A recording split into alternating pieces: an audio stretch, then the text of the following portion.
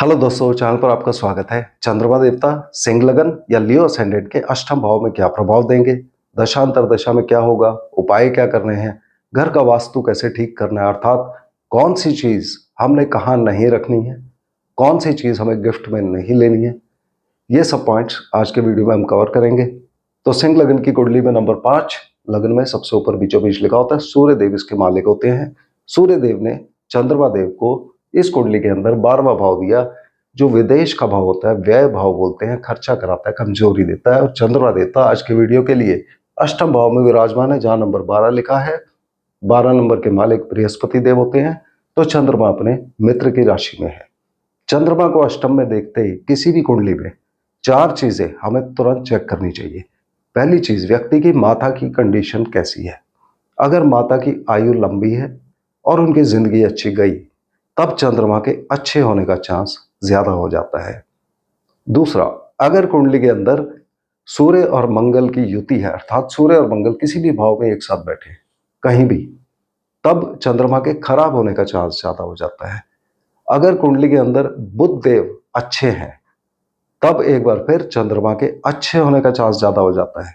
और कुंडली में शनि देव यदि सप्तम भाव में या नवम भाव में चंद्रमा के आगे पीछे कहीं बैठे हैं, उस केस में व्यक्ति को ठंडा खाना नहीं बनाना चाहिए और खाना भी नहीं चाहिए, क्योंकि उससे स्वास्थ्य की हानि हो सकती है। इसके बाद हमें दशा अंतरदशा एनालाइज करनी है। अब नोट करिए, मैंने दशा अंतरदशा बोला है, चंद्रमा की दशा अंतरदशा नहीं बोला है, क्योंकि कोई भी ग्रह कहीं भी बैठ के किसी भी और ग्रह को प्रभावित कर सकता है। चंद्रमा को अष्टम में देखते ही, चूंकि ये खराब भाव में माना जाता है, तो लोग सोचते हैं कि यहाँ पे खराब रिजल्ट आएंगे। मगर ये जरूरी नहीं है कि चंद्रमा अपनी दशा अंतरदशा में सबको खराब रिजल्ट दें। वो बहुत लोगों को अच्छे रिजल्ट भी दे सकते हैं, और हो सकता है वो किसी और ग्रह को खराब कर रहे हो। तो जैसे जैसे हम आगे बढ़ेंगे आपको ये बात क्लियर हो जाएगी। तो सबसे पहले आप जन्म कुंडली में देखिए, जहां नंबर 2 लिखा है, 6 लिखा है और 10 लिखा है। क्या इनमें से किसी भी भाव में कोई भी ग्रह बैठा है 10 डिग्री से लेके 23 डिग्री 20 मिनट के बीच में? यदि है तो उस ग्रह को आप नोट कर लीजिए, और यहां से जन्म कुंडली का काम खत्म हो गया। इसके बाद आपने कस्पल चार्ट निकालना है, जहां पर आप अपने सॉफ्टवेयर में, मोबाइल पे, ऐप पे जन्म कुंडली, चंद्र कुंडली देखते हैं, वहीं पर आपको कस्पल चार्ट भी मिल जाएगा। कस्पल चार्ट में अब आपने चंद्रमा को देखना है। करीब 30% लोगों के चंद्रमा यहां से हो सकता है यहां पर शिफ्ट हो गए हों कस्पल चार्ट में। जन्म कुंडली में यहां, मगर कस्पल चार्ट में यहां। अगर आपकी कुंडली में सप्तम भाव में आ गए तो इस वीडियो को यहीं बंद कर दीजिए। ये वीडियो आपके लिए एप्लीकेबल नहीं है। जब मैं चंद्रमा सप्तम का वीडियो बनाऊंगा, आप वहां से कंटिन्यू करिए। मगर जिनके चंद्रमा अष्टम भाव में ही है कस्पल चार्ट में भी, उनके लिए आगे का वीडियो एप्लीकेबल है। तो चंद्रमा यदि अष्टम भाव में है 2, 6 और 10 में, यहां जो भी ग्रह बैठे हैं 10 डिग्री से 23 डिग्री 20 मिनट के बीच में, वो ग्रह चंद्रमा के नक्षत्र में होंगे, क्योंकि चंद्रमा का नक्षत्र रोहिणी, हस्त और श्रवण, इन तीनों भाव में पड़ते हैं। जब भी इनमें से किसी भी ग्रह की दशा अंतरदशा प्रत्यंतर दशा चलेगी, वो ग्रह अपना रिजल्ट दे या ना दे, वो चंद्रमा का रिजल्ट अवश्य ही देगा। और यहां पर उपाय भी चंद्रमा के करने पड़ेंगे उस ग्रह के साथ में। यहीं पर लोग सबसे बड़ी गलती करते हैं, जब वो दशा अंतरदशा को एनालाइज करते हैं, नक्षत्र लेवल पर नहीं जाते हैं, तो वो सही तरह के उपाय नहीं कर पाते, जिससे उनको प्रॉब्लम आती रहती है, फायदा नहीं हो पाता। इसको हम आगे एक्सपैंड करेंगे। अब चंद्रमा के ये जो रिजल्ट हैं वो क्या आएंगे। चंद्रमा के रिजल्ट यहाँ के आएंगे और यहाँ के आ सकते हैं या नहीं आ सकते। यहाँ के रिजल्ट क्या आएंगे। अष्टम भाव हम सब जानते हैं कष्ट और पीड़ा का है, प्रॉब्लम देता है, मगर कष्ट से जुड़े हुए कार्यों से व्यक्ति को जोड़ता है, जैसे कि इंश्योरेंस के कार्य, सर्जरी के कार्य, security forces, army, navy, air force, police से जुड़े कार्य। साथ ही ये व्यक्ति को उद्योग से जोड़ता है, उद्योगपति बना सकता है, फैक्ट्री प्रोडक्शन में व्यक्ति जा सकता है। कष्ट से जुड़ा हुआ पैसा व्यक्ति को मिलता है, अर्थात व्यक्ति को इंश्योरेंस का पैसा मिलेगा, किसी की विल मिलेगी, या फिर लमसम का कोई पैसा, ग्रेच्युटी, पेंशन इत्यादि मिलना भी यहां से देखा जाता है। तो इस तरह का पैसा व्यक्ति को मिल सकता है। ये भाव पाताल का भी होता है, जमीन से नीचे का, तो गड़ा हुआ धन व्यक्ति को मिलना। और ये वाला भाव गूढ़ विद्याओं का होता है। चंद्रमा मन के कारक होते हैं, तो व्यक्ति का मन ज्योतिष, की टैरो, तंत्र मंत्र, इन सब चीजों की तरफ जाएगा। साथ ही रिसर्च, किसी भी सब्जेक्ट को हम नॉर्मल से ज्यादा जब पढ़ाई करते हैं, रिसर्च इत्यादि भी यहीं से देखा जाता है, तो उस चीज में भी व्यक्ति अच्छा होगा। अब चूंकि ये पाताल का, गहराई का घर है, तो पहली नजर में हम बोलते हैं कि चंद्रमा यहां पर है, अष्टम भाव प्रॉब्लम का है, तो मन में व्यक्ति के प्रॉब्लम रहेगी, मन शांत नहीं रहेगा। मगर ऐसा जरूरी नहीं है, क्योंकि गहराई और चंद्रमा पानी के कारक है। इस भाव में समुद्र को दिखाएंगे। समुद्र की इतनी गहराई होती है, उसके अंदर क्या भेद है आज तक साइंस को भी पता नहीं चला। तो ऐसा व्यक्ति ऊपर से देखने में बहुत भोला भाला होगा, मगर अंदर से बहुत चतुर और चालाक होगा। इस बात को हमेशा आप ध्यान रखिएगा। यहां पर बैठे अष्टम भाव में डेफिनेटली ये प्रॉब्लम करेंगे ही करेंगे। अब इसके बाद ये 12वें के मालिक भी होते हैं। 12वां घर अगर खाली है कुंडली में, कसपल चार्ट में ही, यहां पर कोई ग्रह नहीं है और 4 नंबर यहां पर लिखा है, उस केस में यह भाव विदेश का है, अर्थात विदेश से प्रॉब्लम की कनेक्शन हो गई, विदेश के रिगार्डिंग प्रॉब्लम होगी। मगर यहां के जो काम है, सर्जरी, इंश्योरेंस, फैक्ट्री, प्रोडक्शन, उसको ये विदेश से जोड़ सकते हैं, अर्थात व्यक्ति एक्सपोर्ट इंपोर्ट में जा सकता है। मगर विदेश यात्रा में कष्ट हो सकता है। यह हॉस्पिटल का भाव है, यह सर्जरी का भाव है, तो व्यक्ति सर्जन बन सकता है, सर्जरी के कामों में इन्वॉल्व हो सकता है। यह भाव खर्चे का है, तो खर्चे की वजह से व्यक्ति को कष्ट हो सकता है। लोन वापस करने का है, तो लोन वापस करने में कठिनाई देगा ये वाला भाव। रात की नींद का भाव है, तो रात की नींद व्यक्ति की खराब होगी। ये भाव मोक्ष स्थान, मेडिटेशन का भाव है, तो मेडिटेशन करने में व्यक्ति की रुचि होगी, क्योंकि ये भाव भी ज्योतिषी की, टैरो, तंत्र मंत्र इत्यादि का है। तो इस तरह से चंद्रमा के प्रभाव आएंगे। जब भी इन ग्रहों की दशा, अंतरदशा, प्रत्यंतर चलेगी, ये ग्रह अपना रिजल्ट दे या ना दे, मगर चंद्रमा के ये प्रभाव अवश्य आएंगे। अब यदि यहां पर जो भी ग्रह बैठे हैं, इनमें से कोई भी अपना रिजल्ट भी दे रहा है, तो क्या होगा? यदि यहां पर कोई ग्रह बैठा है, ये धन भाव है, तो जरूरी नहीं है कि वो अपना प्रभाव दे, मगर अगर दे रहा है यहाँ का प्रभाव, तो धन के रिगार्डिंग प्रॉब्लम आएगी। मगर ये वाला धन इनकम का होता है, अर्जित धन, तो इनकम व्यक्ति की कम हो सकती है, मगर यहां से चंद्रमा उसको इनकम के अलावा दूसरा पैसा देंगे, एक्स्ट्रा इनकम, कहीं और से, दूसरे सोर्सेस से उसके पास पैसा आता रहेगा। ऐसे व्यक्ति को गिफ्ट भी बहुत मिल सकते हैं। ये भाव हमारे कुटुंब का होता है, तो परिवार की तरफ से कोई ना कोई परेशानी या परिवार के ऊपर खर्चा होना, खर्चे की वजह से परेशानी, ये वाले इफेक्ट्स आ सकते हैं। खाने पीने पर व्यक्ति को कंट्रोल करना चाहिए, क्योंकि खाना पीने से तबीयत खराब हो सकती है, व्यक्ति हॉस्पिटल पहुंच सकता है। तो खाने पीने पर ध्यान रखना चाहिए, ऐसे व्यक्ति को गलत खाना पीना नहीं करना है। अब यहां पर नंबर 6 लिखा है, यहां पर बाकी बचे 8 ग्रह में से कोई भी ग्रह हो सकता है, मगर 6 का एग्जाम्पल हम लेते हैं। यहाँ पे बुध देवता इसके मालिक होते हैं, और यदि बुध यहाँ पर बैठे हों, तो वो अपनी उच्च राशि में भी कहलाएंगे। तो बुध का एक स्पेशल केस यहाँ पर हो जाता है, क्योंकि बुध यहाँ 11वें भाव के मालिक भी है। तो 11वां भाव लाभ स्थान होता है, कुंडली का सबसे अच्छा भाव। तो बुध के प्रभाव में व्यक्ति को कष्ट होगा, खर्चा होगा, मगर लाभ भी होगा। सब चीजें एक साथ होंगी। इसको हम डिटेल में जब चंद्रमा की दशा, अंतरदशा, प्रत्यंतरदशा देखेंगे, तब उसमें देखते हैं। यदि कोई ग्रह छठे भाव में बैठा हो, जहां नंबर 10 लिखा है, तो वो यहां के रिगार्डिंग प्रॉब्लम करेगा, अर्थात नौकरी मिलने में प्रॉब्लम, या फिर नौकरी, सिक्योरिटी फोर्सेस, सर्जरी के काम, उद्योग, फैक्ट्री में, किसी में, वहां पर व्यक्ति को मिल सकती है। लोन लेने में प्रॉब्लम, लोन लेकर वापस करने में कठिनाई, कॉम्पिटिटिव एग्जाम्स में प्रॉब्लम। अगर ये वाले भाव से जुड़े चीजों के रिगार्डिंग कॉम्पिटिटिव एग्जाम है, तो बेहतर रिजल्ट आ सकते हैं। भले ही यहाँ पर शनिदेव बैठे हों जो स्वराशि हो जाएंगे, या मंगल देवता यहाँ पर बैठे हों, अपनी उच्च राशि में आ जाएंगे। और मंगल देवता जब उच्च हम देखते हैं तो पहली नजर में हम बोलेंगे कि ये दशा अंतरदशा अच्छी जाएगी, क्योंकि मंगल देवता इस कुंडली के अंदर एक केंद्र और त्रिकोण भाव के मालिक होकर अति योगकारी ग्रह माने जाते हैं। मगर फिर भी इस मंगल की दशा अंतरदशा में चंद्रमा प्रॉब्लम करेंगे, और यहां पर मंगल के जो उपाय होंगे मंगल की दशा अंतरदशा में साथ में चंद्रमा के भी करने पड़ेंगे, उसी तरह से बाकी सब ग्रहों के लिए भी।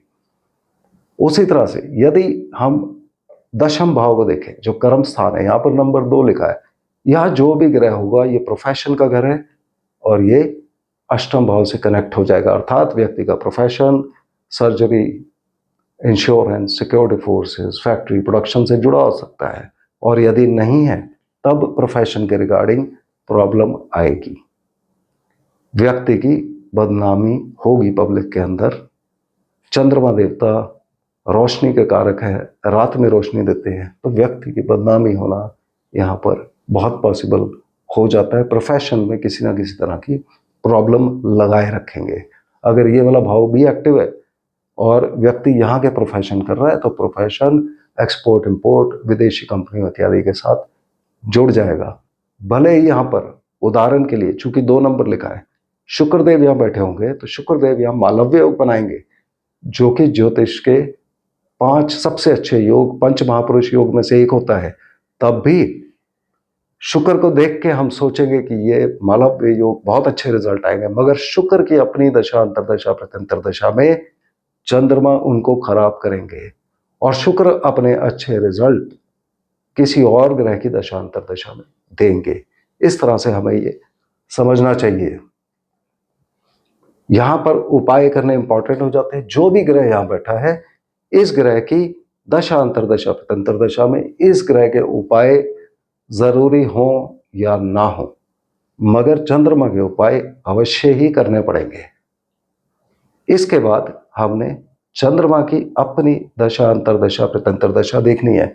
यदि यहां पर कोई भी ग्रह है तब अपनी दशा अंतरदशा प्रत्यंतर दशा में चंद्रमा हो सकता है कि अपना प्रभाव ना दें यहां का और यहां का, और किसी और ग्रह का प्रभाव दे रहे हो। किस ग्रह का प्रभाव देंगे? यहां पर 3 नक्षत्र होते हैं, पूर्व भाद्रपद, उत्तर भाद्रपद और रेवती नक्षत्र, अर्थात बृहस्पति, शनि और बुध के नक्षत्र होते हैं यहाँ पर। तो चंद्रमा उनमें से किसी भी नक्षत्र में हो सकते हैं। यदि चंद्रमा यहां पर 0 से 3 डिग्री 20 मिनट के बीच में हुए तब बृहस्पति के नक्षत्र में होंगे, और हमें बृहस्पति को देखना है कुंडली में क्या पोजीशन है उनकी। जहां भी बृहस्पति होंगे वहां के रिजल्ट वो देंगे। इसके अतिरिक्त बृहस्पति इस कुंडली के अंदर इस भाव के मालिक होते हैं, पंचम भाव जो संतान प्राप्ति का भाव होता है। तो यदि यहां पर कोई ग्रह है और चंद्रमा के इफेक्ट कम आएंगे तो संतान प्राप्ति में मदद होगी, प्रेम संबंधों में सफलता मिलेगी, और बृहस्पति भी इसके लिए अच्छे होने चाहिए। इन्वेस्टमेंट्स में व्यक्ति को लाभ होगा। कला के क्षेत्र में जो लोग जुड़े हैं, actor, actresses, musician, singer, dancer, painters, उनको लाभ होगा, या व्यक्ति ये बन सकता है। स्पोर्ट्स के क्षेत्र में भी व्यक्ति जा सकता है। स्पोर्ट्स में व्यक्ति की रुचि होगी, नौकरी में परिवर्तन, ट्रांसफर, चेंजेस यहां से देंगे, स्वास्थ्य अच्छा रखने में मदद होगी। मगर अगर 2, 6 और 10 में कोई ग्रह नहीं हुआ, 10 से लेकर 23 डिग्री 20 मिनट के बीच में, उस केस में चंद्रमा अपना यहाँ का, और अगर ये भाव खाली है तो यहाँ का प्रभाव भी देंगे। उस केस में यहाँ के रिगार्डिंग प्रॉब्लम होगी, अर्थात संतान प्राप्ति में प्रॉब्लम होगी व्यक्ति को। भले ही बृहस्पति कुंडली में ठीक जगह पर बैठे हों, अगर 11वें में बैठे हैं तो बहुत अच्छी कंडीशन हो जाएगी, स्थिति बेहतर हो जाएगी, मगर तब भी संतान प्राप्ति में प्रॉब्लम अवश्य आएगी। मेडिकल हेल्प की रिक्वायरमेंट होगी। प्रेम संबंधों में छुपा सीक्रेट हिडन लव अफेयर होगा और उसकी वजह से बदनामी हो सकती है। व्यक्ति स्पिरिचुअलिटी में उतर जाएगा, मगर 8 और 12 घर भी एक्टिव रहेंगे, तो वो कभी स्पिरिचुअलिटी की बात करेगा और वो कभी सेक्स की बात करेगा। दोनों तरह के रिजल्ट्स आएंगे, और जनरली ऐसा व्यक्ति कंफ्यूज रहेगा इन दोनों चीजों के बारे में कि मुझे स्पिरिचुअलिटी की तरफ जाना है या मुझे पैसे की तरफ, सेक्स की तरफ, रिलेशनशिप्स की तरफ जाना है। इन्वेस्टमेंट्स में व्यक्ति को नुकसान होगा। अगर पार्टनरशिप बिजनेस में है तो व्यक्ति को पार्टनर से धोखा होगा इस पीरियड में। कला के क्षेत्र में जो लोग जुड़े हुए हैं उनके लिए थोड़ा सा बेहतर हो जाएगा। स्पोर्ट्स के क्षेत्र में जो लोग जुड़े हैं उनको स्पोर्ट्स इंजरीज हो सकती हैं, स्पोर्ट्स के रिगार्डिंग प्रॉब्लम हो सकती हैं। इस तरह से हमने यहाँ पर सभी रिजल्ट्स को देखना है। अगर यहाँ पर चंद्रमा 3 डिग्री 20 मिनट से लेकर 16 डिग्री 40 मिनट के बीच में हुए तब वो शनिदेव के नक्षत्र में होंगे। शनिदेव जहां भी होंगे कुंडली में उनको देखिए, जहां वो होंगे वहां के रिजल्ट आएंगे। उसके अलावा शनिदेव इन 2 भाव के मालिक होते हैं। अगर ये भाव खाली हुआ तब विवाह और व्यापार के रिगार्डिंग रिजल्ट्स मिलेंगे इस चंद्रमा की दशांतर दशा में। एक बार फिर अगर इन 3 भाव में कोई ग्रह हुआ 10 से लेकर 23 डिग्री 20 मिनट के बीच में, उस केस में चंद्रमा की प्रॉब्लम कम आएगी और व्यक्ति का विवाह होगा। वैवाहिक जिंदगी ठीक चलेगी या नहीं चलेगी वो इस भाव पर डिपेंड करेगा। अगर ये भी खाली है तो वैवाहिक जिंदगी में प्रॉब्लम होगी। पार्टनरशिप बिजनेस व्यक्ति का ठीक रहेगा। मगर अगर चंद्रमा के प्रभाव आ रहे हैं यहाँ के, अर्थात यहाँ पर कोई ग्रह नहीं है 10 से 23 डिग्री 20 मिनट के बीच में, उस केस में व्यक्ति की शादी होगी मगर शादीशुदा जिंदगी में प्रॉब्लम होगी, आएगी ही आएगी। यहाँ पर डाइवोर्स तक की नौबत बन सकती है। पार्टनरशिप बिजनेस में इस व्यक्ति को नुकसान होने की संभावना बहुत ज़्यादा बढ़ जाती है। यदि इसके साथ ये वाला भाव भी खाली हुआ या शनिदेव स्वयं या बैठे हुए, उस केस में ये वाला भाव रोग, ऋण, शत्रु, कोर्ट केस, दुर्घटना, मुकदमा, नौकरी मिलना, लोन मिलना, इन सब का भाव होता है। अगर यहाँ कोई भी ग्रह है 10 से 23 डिग्री 20 मिनट के बीच में, उस केस में यहाँ के प्रभाव ज़्यादा अच्छे समझे जाएंगे। चंद्रमा का नेगेटिव इफेक्ट कम आएगा, यानी कि व्यक्ति को इस पीरियड में नौकरी मिल सकती है, लोन मिल सकता है, कोर्ट केसेस में इन्वॉल्व हो सकता है। अगर यहाँ पर क्रूर ग्रह होंगे तो शत्रुओं पर विजय पाने में मदद करेंगे। मगर अगर इन 3 भाव में कोई भी ग्रह नहीं है इन डिग्रीज पे, उस केस में चंद्रमा के इन दोनों भाव के प्रभाव जब आएंगे तो इसको ये खराब करेंगे। नौकरी मिलने में प्रॉब्लम, नौकरी यहाँ से जुड़ी चीज़ों से, फैक्ट्री प्रोडक्शन इत्यादि से मिल सकती है जो हम बात कर चुके हैं। और यहाँ के प्रभाव जो हम पहले डिस्कस कर चुके हैं, लोन लेने में प्रॉब्लम और कॉम्पिटिटिव एग्जाम्स में व्यक्ति क्लियर नहीं कर पाएगा। यहाँ पर शनिदेव के साथ उपाय चंद्रमा के किए जाएंगे। अगर चंद्रमा यहाँ पर 16 डिग्री 40 मिनट से लेकर 30 डिग्री के बीच में है तब ये बुध के नक्षत्र में होंगे।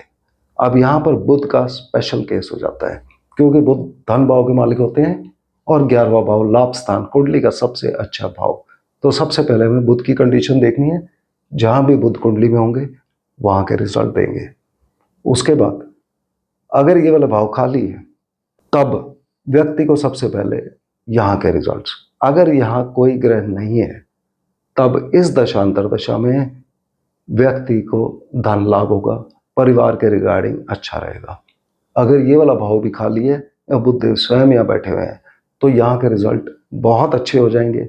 व्यक्ति को इस पीरियड में धन लाभ होगा, परिवार के रिगार्डिंग अच्छी न्यूज़ मिलेगी, परिवार के साथ रिलेशनशिप अच्छे रहेंगे, दोस्त नए बनेंगे, चैरिटी के कामों में व्यक्ति जुड़ेगा, हर तरह का लाभ और इच्छा पूर्ति। और ऐसे चंद्रमा की दशा जिस भी दूसरे ग्रह के साथ हो गई उसके रिजल्ट्स को भी बेहतर बनाने में मदद करेगी। मगर यदि ये वाले तीनों भाव में कोई ग्रह नहीं है जिन डिग्रीज में हमने बताया, उस केस में चंद्रमा के ये दोनों एक्टिव होने के चांस हो जाते हैं। उस केस में व्यक्ति को प्रॉब्लम होगी, यहाँ से फायदा भी होगा, यहाँ से नुकसान भी होगा। तो प्रॉब्लम और फायदा दोनों चीजें होंगी, मगर प्रॉब्लम के बावजूद भी व्यक्ति किसी तरह से वहां से निकल आएगा।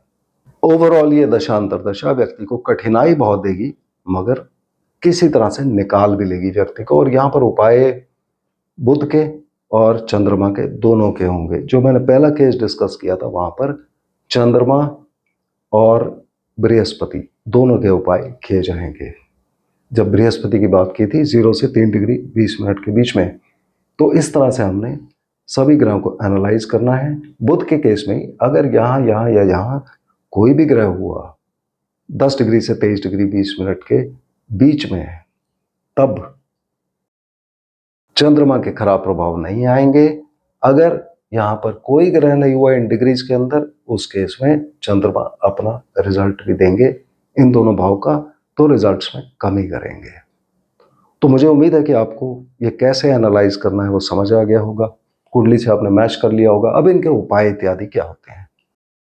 उपाय के लिए हमें चंद्रमा के आइटम पता होने चाहिए, किन चीजों के चंद्रमा कारक है।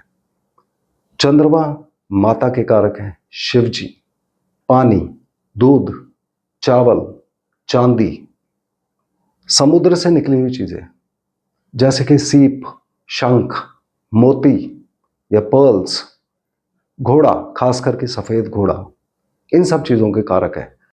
अब ये सारी चीजें जब भी हम अपने घर के अंदर हो, सेंटर में आप खड़े होइए और अपने घर में देखिए साउथ की तरफ कि वहां पर क्या इनमें से कोई आइटम पड़ा हुआ है। यानी कि अगर आप सनराइज को फेस कर रहे हैं, सूर्योदय को, तो दाहिना हाथ आपका जिस तरफ जाता है आप उस तरफ देखिए और थोड़ा सा उसके लेफ्ट राइट में देखिए घर के आखिर की साइड में कि वहां पर क्या ऐसे आइटम पड़े हुए हैं। अगर वो पड़े हुए हैं और आपको प्रॉब्लम भी आ रही है किसी ना किसी तरह की, रात की नींद इत्यादि खराब हो रही है, तो उन आइटम्स को वहां से हटा के देखिए, कहीं भी शिफ्ट कर दीजिए थोड़ा बहुत, और फिर देखिए कि प्रॉब्लम आपकी कम होती है कि नहीं।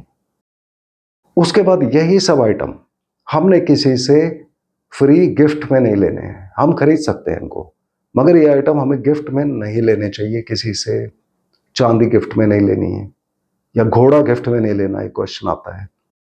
तो घोड़ा तो हर एक आदमी को गिफ्ट में मिलता नहीं, मगर हमें घोड़े की फोटो मिल सकती है। या कीरिंग्स होते हैं छोटे, कीरिंग्स में प्लास्टिक का घोड़ा लगा हुआ किसी में, वैसी चीजें आपको यदि गिफ्ट में मिलती हैं तो आपको मना कर देना चाहिए। मगर कई केसेस में हम मना भी नहीं कर सकते क्योंकि हमें सोसाइटी में रहना है।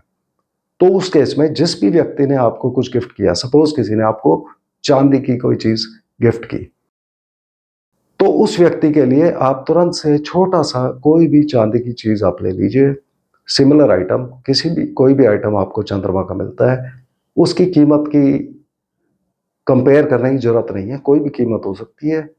आइडिया यह है कि जो भी आपके पास नेगेटिव एनर्जी आई चांदी के रूप में, उसको आपने उस व्यक्ति को वापस रिटर्न गिफ्ट में दे देना। अगली बार जब भी मिले 15 दिन में, महीने में, तो व्यक्ति को रिटर्न गिफ्ट में आप वो वापस कर दीजिए। तो उससे जो आपकी नेगेटिव एनर्जी अंदर आती है वो बाहर चली जाएगी।